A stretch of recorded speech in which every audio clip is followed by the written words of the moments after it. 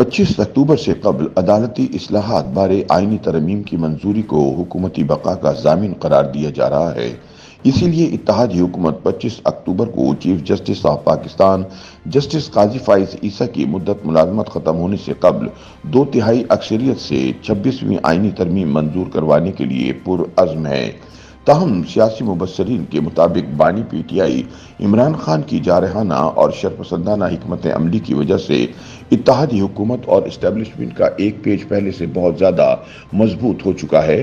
اب کون chief justice بنتا ہے کون نہیں، اس سے حکومت پر کوئی اثر نہیں پڑے گا۔ موجودہ حکومتی نظام اپنی 5 سالہ مدت پوری کرے گا۔ سینئر تجزیہ کار منیب فاروق کے مطابق یہ بات طے کر لی گئی ہے کہ منصور علی شاہ آئیں یا نہ آئیں، حکومت کہیں نہیں جا رہی اور حکومت کو اسٹیبلشمنٹ کی سپورٹ حاصل ہے اور یہ نظام 5 سال چلے گا۔ منیب فاروق کا مزید کہنا تھا کہ 25 اکتوبر کے حوالے سے نت نئی چیزیں، افواہیں اور دعوے سامنے آ رہے ہیں۔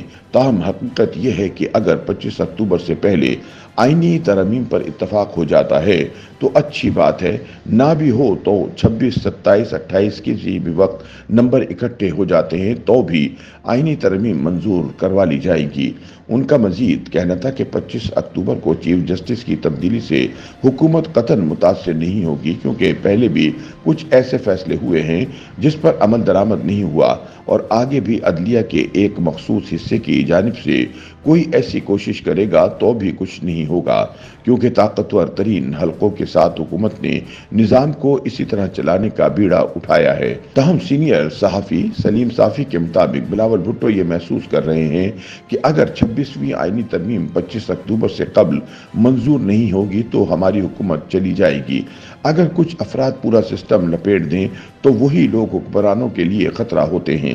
سلیم صافی کا مزید کہنا تھا کہ آئین میں کہاں لکھا ہے کہ وزیر اعظم کو 5 یا 3 جج نکال سکتے ہیں، یہ خود ہی انہوں نے اپنی تشریح کر لی ہے۔ سب سے بڑا ادارہ پارلیمنٹ ہے، باقی تمام اداروں نے اس سے جنم لیا ہے، اس لیے تمام اداروں کو پارلیمنٹ کی بالادستی قبول کرنا ہوگی۔ ان کا مزید کہنا تھا کہ حکومتی اقدامات سے لگتا ہے کہ حکومت نے پارلیمنٹ کو بالادست منوانے کا فیصلہ کر لیا ہے۔ دوسری جانب جہاں ایک طرف نون لیگ اور پیپلز پارٹی کے مابین آئینی ترمیم کے حوالے سے مکمل یکسوئی پائی جاتی ہے، وہیں مولانا فضل الرحمان نے آئینی ترمیم کی حمایت یا مخالفت بارے واضح موقف دینے کی بجائے حکومت اور اپوزیشن کو درمیان میں لٹکا رکھا ہے۔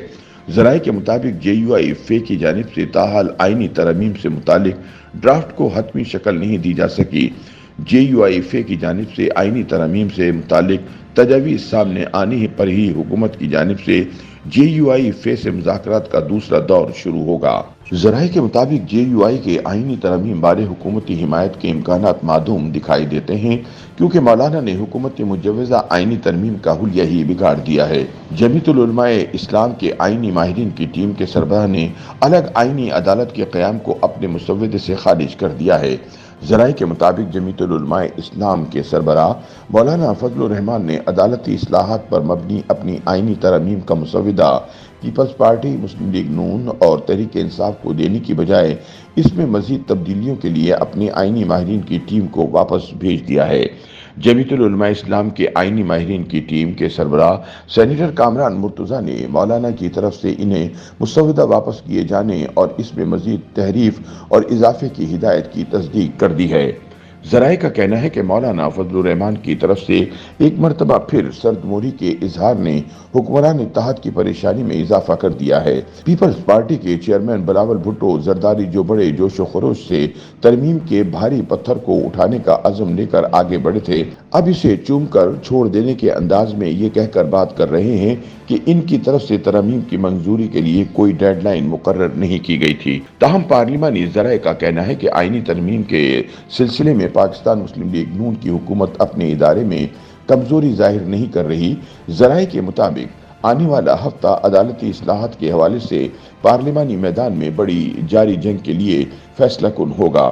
اس میں حکومت کی رجعت کسی بڑے واقعے کو جنم دے سکتی ہے، کیونکہ تحریک انصاف ترامیم نہ ہونے سے رونما ہونے والے نتائج کا خیر مقدم کرنے کے لیے تیار بیٹھی ہے، خواہ ان سے ملک، جمہوریت اور سیاست پر کسی قدر ہی گراں اثرات کیوں نہ مرتب ہوں۔ ترمیم ہو جائے تو پیپلز پارٹی اسے اپنی دستار میں نئے سنہری پھول کے طور پر پیش کرے گی، تاہم اگر وہ کامیاب نہ ہوئی تو جدوجہد کے عزم سے سرشار رہے گی۔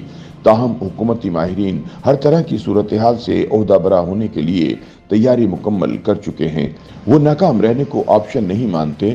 اب دیکھنا یہ ہے کہ حکومت 25 اکتوبر کو چیف جسٹس قاضی فائز عیسیٰ کی ریٹائرمنٹ سے قبل آئینی ترمیم منظور کروانے میں کیسے کامیاب ہوتی ہے۔